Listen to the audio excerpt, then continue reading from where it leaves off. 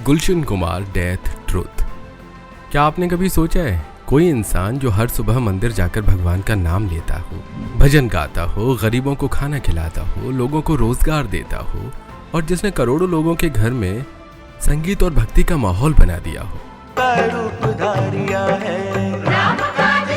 उसी इंसान की हत्या एक मंदिर के बाहर कर दी जाए, वो भी दिन दहाड़े। सवाल यह है कि अगर भक्ति और नेक दिल इंसान भी सुरक्षित नहीं है तो फिर कौन है सुरक्षित? 12 अगस्त 1997 की सुबह, मुंबई। वो सुबह देखने में बाकी दिनों जैसी ही थी। आसमान पर सूरज की किरणें फैली थी, सड़कों पर लोग अपनी रोज की जिंदगी में लगे थे, लेकिन किसे पता था कि कुछ ही मिनट बाद यही मुंबई का आसमान गोलियों की आवाज से गूंज उठेगा और हिंदुस्तान की संगीत इंडस्ट्री हमेशा के लिए बदल जाएगी। सुबह के करीब 10 बजे थे। लोखंडवाला कॉम्प्लेक्स, अंधेरी वेस्ट। यहाँ रहता था एक शख्स, गुलशन कुमार। वो रोज की तरह उस दिन भी पूजा करने के लिए घर से निकले। सफेद कुर्ता, सफेद चप्पल, हाथ में पूजा की थाली और चेहरे पर वही मासूमियत जो उन्हें बाकी बिजनेसमैन से अलग करती थी। उनके साथ ड्राइवर रूपलाल सरोज था, जो रोज उन्हें जीतेश्वर महादेव मंदिर छोड़ने जाता था। मंदिर वही था जिसे गुलशन कुमार ने खुद रेनोवेट करवाया था। उनकी आस्था इतनी गहरी थी कि उन्होंने अपनी कंपनी का नाम ही टी सीरीज रखा, जिसमें टी का मतलब त्रिशूल था। उस दिन भी वो पूरे मन से पूजा करने पहुंचे। मंदिर में मंत्रों की गूंज थी, घंटियों की आवाज थी और माहौल पूरी तरह शांत। लेकिन इस शांति के बाहर ठीक मंदिर के सामने एक नाई की दुकान थी। वहां 3 लोग बैठे थे। उनकी आंखों में न भक्ति थी न मासूमियत। उनकी आंखों में सिर्फ इंतजार था। इंतजार एक ऐसे पल का जब वो मौत बनकर सामने आएंगे। ये तीनों थे अब्दुल रऊफ, अब्दुल राशिद और अनिल शर्मा। ये सिर्फ साधारण लोग नहीं थे, बल्कि अंडरवर्ल्ड के शूटर थे जिन्हें भेजा गया था एक मिशन पूरा करने। मंदिर में पूजा खत्म हुई। करीब 10:15 पर गुलशन कुमार बाहर आए। चेहरे पर वही संतोष, जैसे कोई अपनी आत्मा को शांति दे चुका हो। ड्राइवर रूपलाल ने उनके हाथ से पूजा की थाली ले ली। गुलशन कुमार धीरे धीरे कार की ओर बढ़े, लेकिन तभी अचानक अब्दुल रऊफ सामने आ गया। उसने पिस्तौल सीधी गुलशन कुमार की कनपटी पर तान दी और बेहद ठंडी डरावनी आवाज में कहा, बहुत कर ली पूजा, अब ऊपर जाकर करना। ये शब्द सुनकर वहां खड़े लोगों की रूह कांप गई। गुलशन कुमार कुछ समझ पाते उससे पहले ही गोली चली। आवाज ऐसी कि पूरा इलाका दहल गया। गुलशन कुमार घबराकर पास के पब्लिक टॉयलेट की ओर भागने लगे, लेकिन उनका पैर फिसला और वो गिर पड़े। तभी शूटर ने 3 और गोलियां चला दी।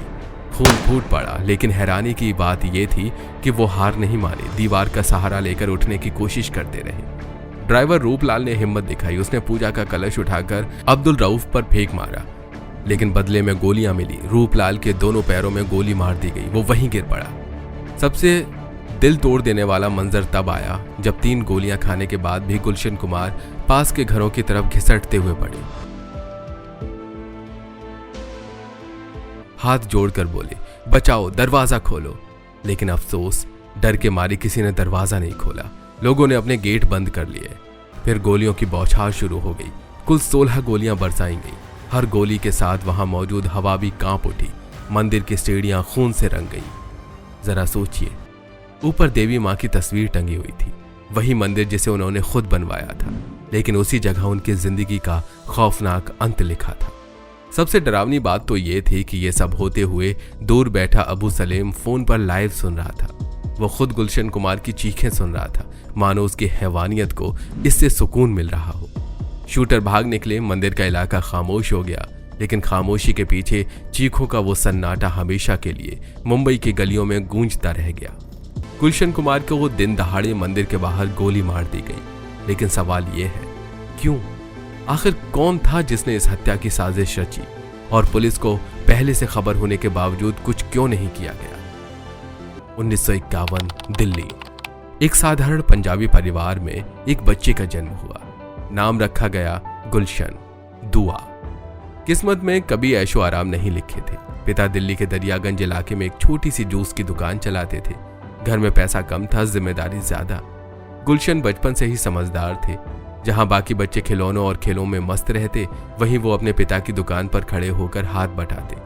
गर्मी में पसीना बहता, सर्दियों में ठंडी हवाएं चीरती, लेकिन गुलशन का हौसला कभी नहीं टूटा। उनकी आंखों में सिर्फ एक सपना था, गरीबी से निकलना। उन्हें शुरू से ही समझ आ गया था कि अगर जिंदगी बदलनी है तो मेहनत करनी होगी और पैसा कमाना ही होगा। जैसे जैसे बड़े हुए उनकी समझ बिजनेस की तरफ बढ़ी।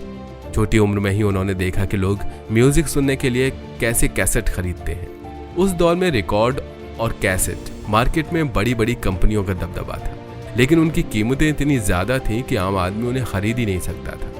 गुलशन ने सोचा क्यों ना एक ऐसी दुकान खोली जाए जहां कम दामों पर लोग संगीत का मजा ले सकें।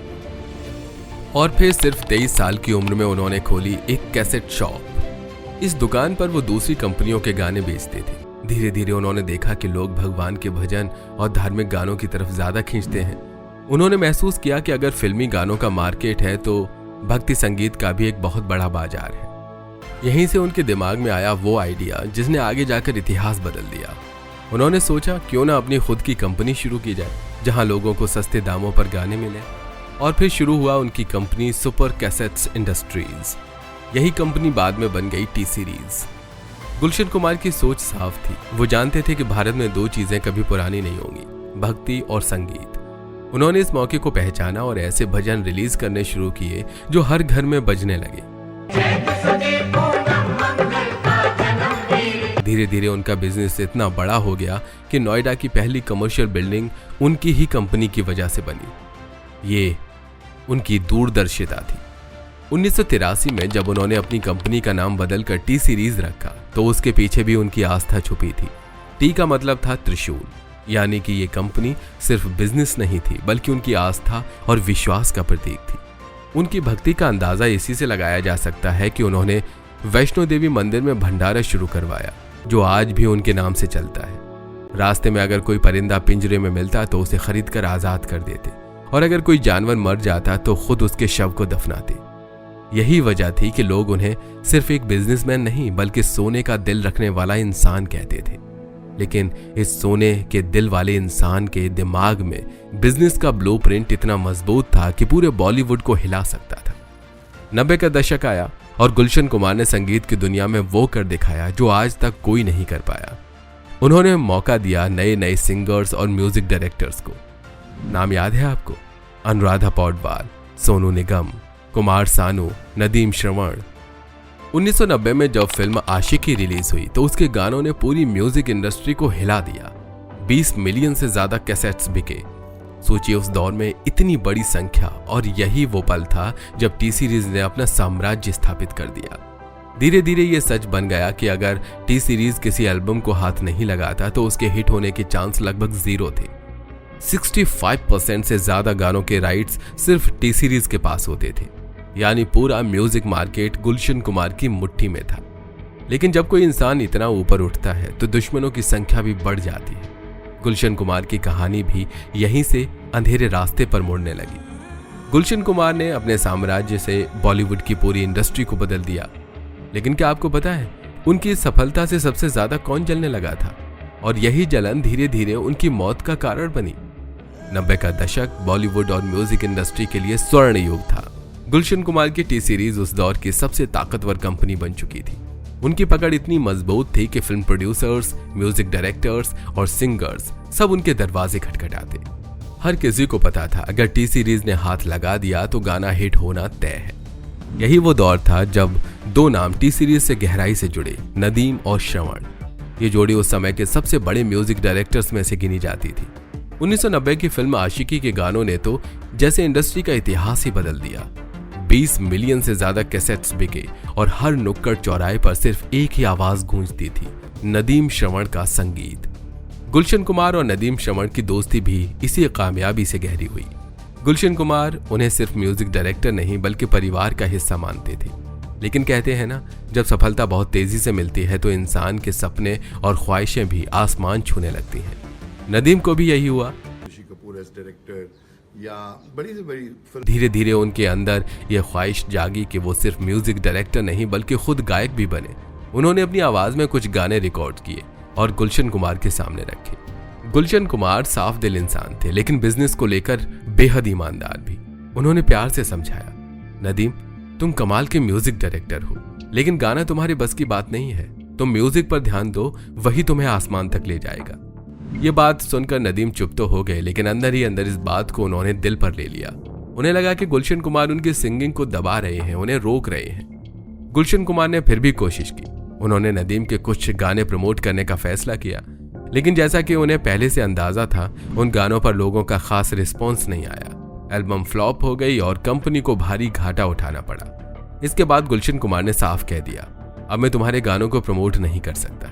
यहीं से दोस्ती में दरार आ गई। जहां पहले नदीम हर खुशी दुख में उनके साथ खड़े होते थे, वहीं अब धीरे धीरे दूर होने लगे। नदीम को लगने लगा कि गुलशन कुमार जानबूझकर उनके करियर को रोक रहे हैं। इधर टी सीरीज का दबदबा इतना बढ़ चुका था कि किसी भी म्यूजिक डायरेक्टर या सिंगर की किस्मत गुलशन कुमार के एक फैसले पर टिकी रहती। अगर उन्होंने किसी गाने को हाथ नहीं लगाया तो उसके हिट होने की संभावना लगभग शून्य थी। यह बात नदीम को और चुभने लगी। वो अंदर ही अंदर कड़वाहट पालने लगे। लेकिन सिर्फ नदीम ही नहीं, इंडस्ट्री के और भी कई बड़े लोग गुलशन कुमार की इस ताकत से असहज हो चुके थे, क्योंकि टी सीरीज के आने से पुरानी कंपनियों का बिजनेस ठप होने लगा था। फिल्म प्रोड्यूसर्स और म्यूजिक कंपनियों को लगने लगा कि एक आदमी पूरी इंडस्ट्री पर राज कर रहा है। और यही वो माहौल था जिसने गुलशन कुमार के चारों ओर दुश्मनों का दायरा बना दिया।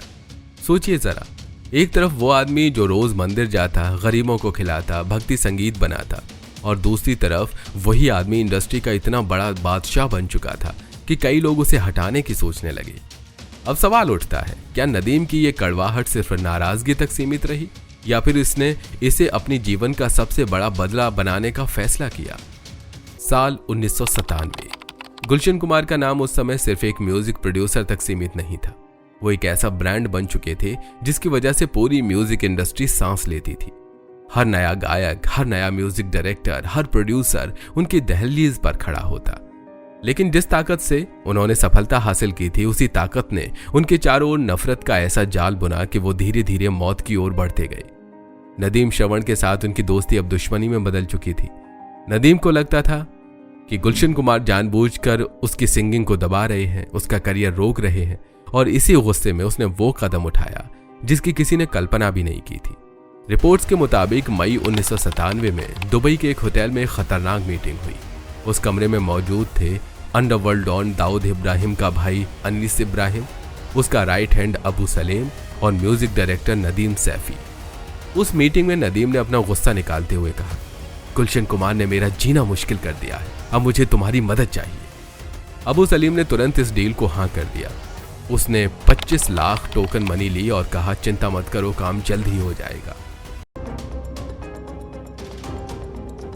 उस वक्त अबू सलेम को यह सौदा फायदेमंद लगा, क्योंकि अगर वो म्यूजिक इंडस्ट्री के सबसे बड़े शख्स को खत्म कर देगा तो अंडरवर्ल्ड में उसकी धाक और भी बढ़ जाएगी। इसके बाद गुलशन कुमार की जिंदगी की हर छोटी बड़ी जानकारी निकलवाई गई। वो कब उठते हैं, कब खाना खाते हैं, कहाँ जाते हैं, यहाँ तक कि कब टॉयलेट जाते हैं। ये सब बातें किसी फिल्म की स्क्रिप्ट की नहीं है, बल्कि दर्ज है मशहूर investigative journalist S Hussain Zaidi की किताब my name is Abu Salem में। अबू सलेम किसी साइकोपैथ की तरह गुलशन कुमार के पीछे पड़ चुका था। 5 अगस्त 1997 गुलशन कुमार के घर फोन बजा। फोन पर था अबू सलेम। उसने धमकी भरे लहजे में कहा, 10 खोखा चाहिए, यानी पूरे 1 करोड़ रुपए। और फिर ताना भी मारा, गुलशन तुम नदीम के गानों को क्यों नहीं प्रमोट कर रहे? यह धमकी किसी आम इंसान को डरा सकती थी, लेकिन गुलशन कुमार अलग मिट्टी के बने थे।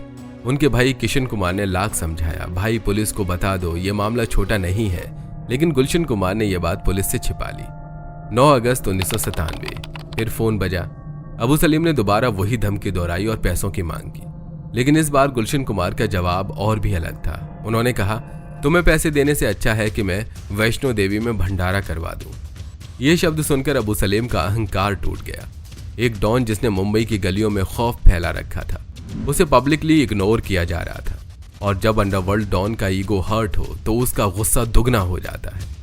यहीं से तय हो गया कि अब यह मामला सिर्फ पैसों का नहीं बल्कि इज्जत का है। अबू सलीम ने अपने शूटर तैयार किए, उनके लिए पूरी प्लानिंग की, कब कहां किस वक्त हमला होगा सब कुछ तय किया गया। और आखिरकार 12 अगस्त 1997 की सुबह वही दिन बन गया जब वो 3 शूटर मंदिर के बाहर बैठे मौत का इंतजार कर रहे थे। अब सवाल यह है कि अगर पुलिस को धमकी वाली कॉल्स की खबर थी तो उन्होंने कार्रवाई क्यों नहीं की? क्या सच में पुलिस अंडरवर्ल्ड के खौफ में चुप थी? और आखिरकार कैसे गुलशन कुमार के हर कदम पर नजर रखी जा रही थी? 12 अगस्त 1997 मंगलवार का दिन, मुंबई के अंधेरी वेस्ट का लोखंडवाला कॉम्प्लेक्स। वो सुबह देखने में बाकी दिनों जैसी ही थी, लेकिन किस्मत में लिखा था कि यह सिर्फ सुबह गुलशन कुमार ही नहीं बल्कि पूरी म्यूजिक इंडस्ट्री के लिए सबसे काली सुबह बन जाएगी। गुलशन कुमार ने सफेद कुर्ता और सफेद चप्पल पहनी। हमेशा की तरह पूजा करने का इरादा था। घर से निकले अपनी मैरून कार में, साथ में थे उनके ड्राइवर रूपलाल सरोज। गाड़ी मंदिर के बाहर आकर रुकी। ड्राइवर ने रोज की तरह कार को मंदिर से लगभग 6 फीट दूर धूप छाया अपार्टमेंट के सामने पार्क किया। गुलशन कुमार शांत मन से कार से उतरे और हाथ में पूजा की थाली लिए मंदिर की ओर बढ़े। उस मंदिर को उन्होंने खुद रेनोवेट करवाया था। उन्हें पता नहीं था कि इसी पवित्र जगह के बाहर उनकी जिंदगी का सबसे दर्दनाक अंत लिखा है।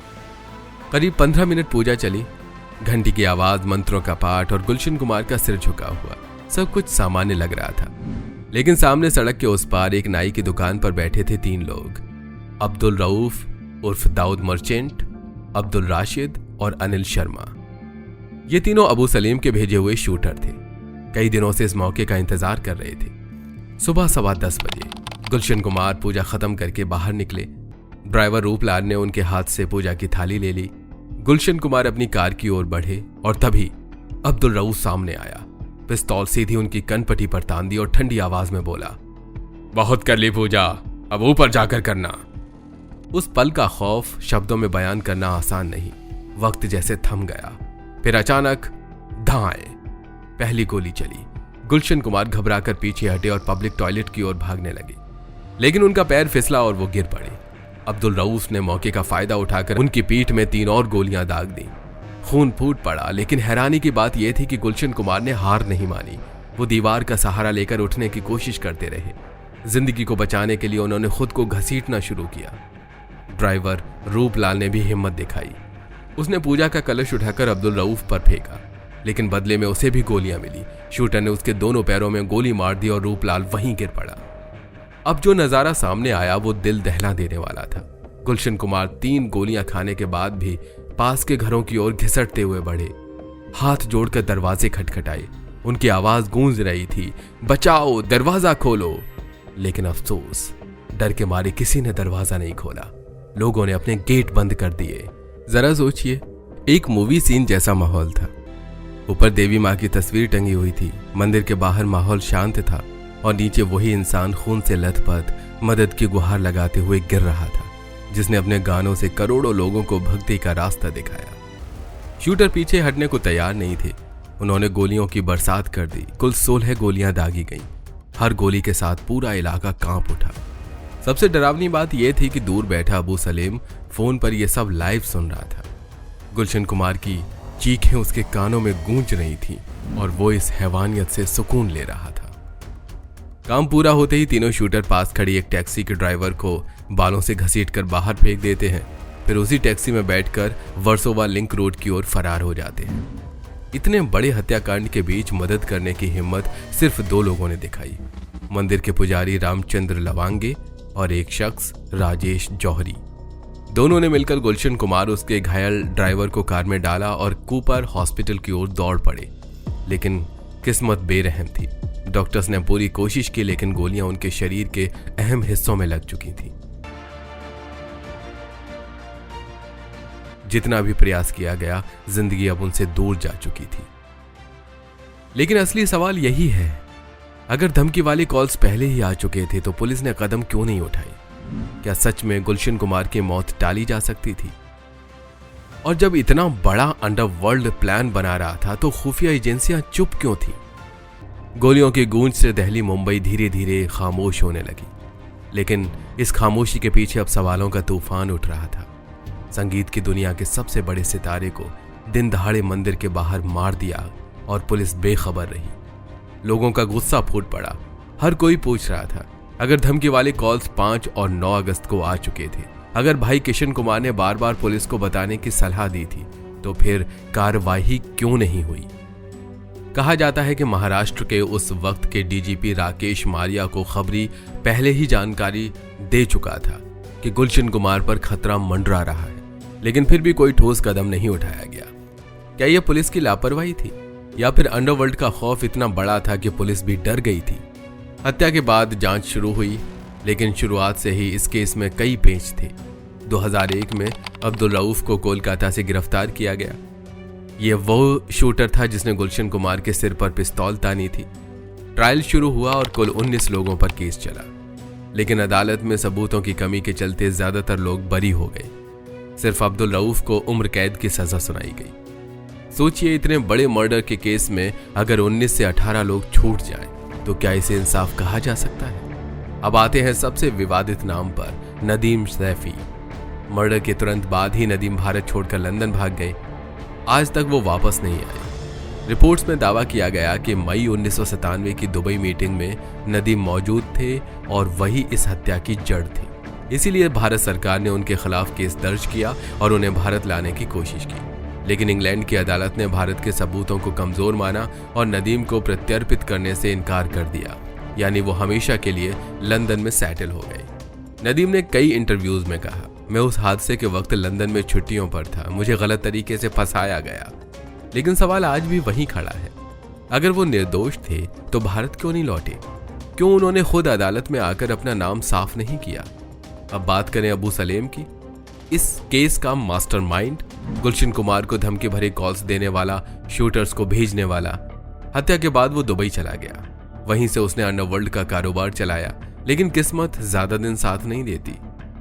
2002 में पुर्तगाल से अबू सलेम को गिरफ्तार किया गया और लंबे कानूनी झगड़ों के बाद भारत लाया गया। अभी भी वो जेल की सलाखों के पीछे है। इस केस में एक और नाम बार बार सामने आया, रमेश तोरानी, टिप्स कंपनी का मालिक। कहा जाता है कि उसने गुलशन कुमार की सुपारी दी थी ताकि टी सीरीज का दबदबा खत्म किया जा सके, लेकिन सबूत कभी भी पक्के नहीं मिल पाए और अदालत में यह बात साबित नहीं हो सकी। यह पूरा केस एक गहरी सच्चाई सामने लाता है। 1990 का दशक सिर्फ बॉलीवुड के लिए नहीं बल्कि अंडरवर्ल्ड के लिए भी सुनहरा दौर था। उस वक्त मुंबई की फिल्म इंडस्ट्री और माफिया का रिश्ता इतना गहरा था कि कौन किसके लिए काम कर रहा है यह पहचानना मुश्किल हो गया था। गुलशन कुमार उसी अंधेरे जाल का शिकार बने। लेकिन अब सोचिए, अगर यह सब इतना साफ था तो आज तक पूरी सच्चाई सामने क्यों नहीं आई? क्या यह सिर्फ इंडस्ट्री की जलन थी, अंडरवर्ल्ड का बदला था, या फिर इसके पीछे कोई और बड़ा राज छुपा है? 12 अगस्त 1997 की दोपहर तक यह खबर पूरे भारत में आग की तरह फैल चुकी थी। टीवी चैनल्स पर टी सीरीज के मालिक गुलशन कुमार की हत्या की ब्रेकिंग न्यूज चल रही थी। अखबारों ने अगले दिन इस खबर को पहले पन्ने की सबसे बड़ी हेडलाइन बनाया। लोग यकीन ही नहीं कर पा रहे थे, जिस इंसान ने भक्ति गीतों से करोड़ों दिलों में जगह बनाई थी, उसी का अंत इतनी बेरहमी से हो गया। यह खबर सुनते ही मानो पूरा बॉलीवुड सदमे में चला गया। फिल्मी दुनिया के बड़े बड़े सितारे उनके घर पहुंचने लगे। अनुराधा पौडवाल, जिनका करियर गुलशन कुमार ने ही बनाया था, बदहवास हालत में रोती नजर आई। सोनू निगम, कुमार सानू जैसे गायक चुपचाप खड़े थे। हर किसी की आंखें नम थी। कहा जाता है कि गुलशन कुमार का पार्थिव शरीर जब अंतिम संस्कार के लिए दिल्ली ले जाया गया तो हजारों की भीड़ उमड़ पड़ी। लोगों ने फूल बरसाए, जय माता दी के जयकारे लगाए। ऐसा लग रहा था जैसे पूरा देश अपने एक बेटे को विदाई दे रहा हो। लेकिन इस बीच मीडिया ने इस हत्या के कई एंगल उठाए। कुछ रिपोर्ट्स में कहा गया कि बॉलीवुड और अंडरवर्ल्ड का कनेक्शन इसकी जड़ था। कुछ ने लिखा कि गुलशन कुमार हमेशा हिंदू संस्कृति और भक्ति गीतों को बढ़ावा देते थे और यही वजह बनी उनकी हत्या की। वहीं कुछ अखबारों ने तो सीधा आरोप लगा दिया कि उनके बिजनेस राइवल्स ने उन्हें हटवाया। हालांकि कोई ठोस सबूत कभी सामने नहीं आए, लेकिन मीडिया की सुर्खियों ने इन केस को और भी सनसनीखेज बना दिया। बॉलीवुड के लिए ये एक बहुत बड़ा झटका था। उस दौर में पहले ही कई प्रोड्यूसर्स और एक्टर्स अंडरवर्ल्ड की धमकियों से परेशान थे। फोन पर फिरौती मांगी जाती, शूटिंग रोक दी जाती और जो नहीं मानता उसे निशाना बनाया जाता। गुलशन कुमार की हत्या ने इंडस्ट्री के दिल में ये खौफ बसा दिया कि अब कोई भी सुरक्षित नहीं है। स्टूडियो में गाने रिकॉर्ड करने वाले लोग तर डरे सहमे रहते। सवाल उठने लगे, क्या बॉलीवुड अब माफिया के इशारों पर नाचेगा? लेकिन सबसे ज्यादा दर्द झेला उनके परिवार ने। गुलशन कुमार की पत्नी, बच्चे और भाई इस हादसे से टूट गए। भाई किशन कुमार बार बार कहते रहे कि अगर गुलशन पुलिस को कॉल्स की जानकारी दे देते तो शायद आज वो जिंदा होते। फिल्में बन रही हैं, कौन से अच्छे गीत गाए जा रहे हैं। उनकी बेटी तुलसी कुमार और बेटा भूषण कुमार उस वक्त छोटे थे। भूषण कुमार अचानक पूरे साम्राज्य को संभालने की जिम्मेदारी के साथ खड़े हो गए। कहते हैं भूषण ने उसी दिन ठान लिया था कि चाहे जो भी हो जाए टी सीरीज को कभी गिरने नहीं देगी, और आज भूषण कुमार ने उस वादे को पूरा किया है। टी सीरीज सिर्फ इंडिया की ही नहीं बल्कि दुनिया की सबसे बड़ी म्यूजिक कंपनी बन चुकी है। लेकिन असली सवाल यह है, इतनी चर्चा, इतना शोर, इतनी जांच के बावजूद क्या गुलशन कुमार को कभी पूरा इंसाफ मिला, या फिर यह केस भी उन अधूरी कहानियों में से एक बनकर रह गया? गुलशन कुमार की मौत सिर्फ एक इंसान की हत्या नहीं थी, यह उस दौर के अंधेरे सच की गवाही थी। एक तरफ था एक ऐसा आदमी जिसने भक्ति और संगीत को आम लोगों तक पहुंचाया, और दूसरी तरफ था वो अंडरवर्ल्ड जो खौफ के बल पर पूरी इंडस्ट्री को अपने कब्जे में करना चाहता था। गुलशन कुमार ने हमें यह सिखाया कि मेहनत और भक्ति से इंसान क्या नहीं कर सकता। एक जूस बेचने वाले का बेटा जिसने बचपन से गरीबी देखी, आगे चलकर दुनिया की सबसे बड़ी म्यूजिक कंपनी का मालिक बना। उसने लोगों को रोजगार दिया, नए गायकों को मौका दिया और सबसे बढ़कर भक्ति को हर घर तक पहुंचाया। लेकिन उनकी मौत ने हमें यह भी सिखाया कि जब सत्ता, पैसा और माफिया का खेल आपस में टकराते हैं तो सच और इंसाफ अक्सर कमजोर पड़ जाते हैं। सोचिए, 19 में से 18 लोग बरी हो गए। नदीम आज तक लंदन में है, अबू सलीम जेल में है, लेकिन क्या वो सजा उस दर्द का जवाब है जो गुलशन कुमार के परिवार और चाहने वालों ने झेली? आज जब हम टी सीरीज के गानों को सुनते हैं, भक्ति भरे भजनों पर सिर झुकाते हैं या फिर किसी नए सिंगर की आवाज को एंजॉय करते हैं, तो कहीं ना कहीं उस सफर में गुलशन कुमार की मेहनत और बलिदान छुपा है। उनका नाम हमेशा याद किया जाएगा क्योंकि उन्होंने सिर्फ म्यूजिक नहीं दिया, उन्होंने करोड़ों लोगों की जिंदगी में श्रद्धा और भक्ति का एक दीपक जलाया। लेकिन एक सवाल आज भी अधूरा है, क्या सच में गुलशन कुमार को इंसाफ मिला, या फिर यह केस भी उन कहानियों में से एक रह गया जहां अपराधियों ने अपने रास्ते बना लिए और सच्चाई धुंधली रह गई? और यही इस कहानी का सबसे बड़ा सबक है। हम सबको ये समझना होगा कि चाहे इंसान कितना ही नेक दिल क्यों ना हो, दिल ने पुकारा, तू है मेरा सहारा। सिस्टम तभी मजबूत होगा जब सच के साथ खड़ा हो। पुलिस, प्रशासन और समाज सबकी जिम्मेदारी है कि ऐसे मामलों में सच्चाई दबने न पाए। तो दोस्तों, अब सवाल मैं आपसे पूछना चाहता हूं, आपकी नजर में गुलशन कुमार की मौत की असली वजह क्या थी?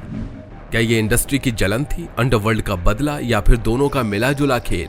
नीचे कमेंट में जरूर बताइए, क्योंकि इस कहानी का सच सिर्फ अदालतों में नहीं बल्कि जनता की यादों में भी दर्ज है। और हाँ, अगर आप चाहते हैं कि ऐसे ही अनकहे और अनसुने किस्से आप तक सबसे पहले पहुंचे तो चैनल को सब्सक्राइब करें, वीडियो को लाइक करें और बेल आइकॉन जरूर दबाएं।